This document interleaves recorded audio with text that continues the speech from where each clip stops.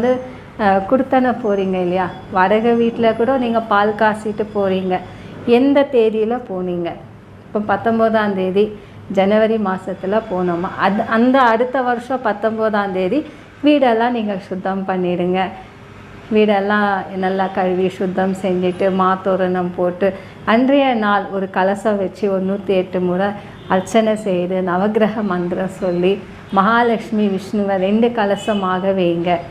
அவங்கள சிவன் சக்தியாக நினச்சிக்கோங்க, பிரம்ம சரஸ்வதியாக நினச்சிக்கோங்க, விஷ்ணு லக்ஷ்மியாக நினச்சிக்கோங்க. 108 முறை அர்ச்சனை செஞ்சுட்டு ஏதாச்சும் ஒரு பிரசாதம் வச்சு பூஜை செஞ்சிருங்க. பொதுவாக நம்ம இப்படி செய்ய இல்லத்தில் வந்து வாஸ்து தோஷங்கள் அண்டாது.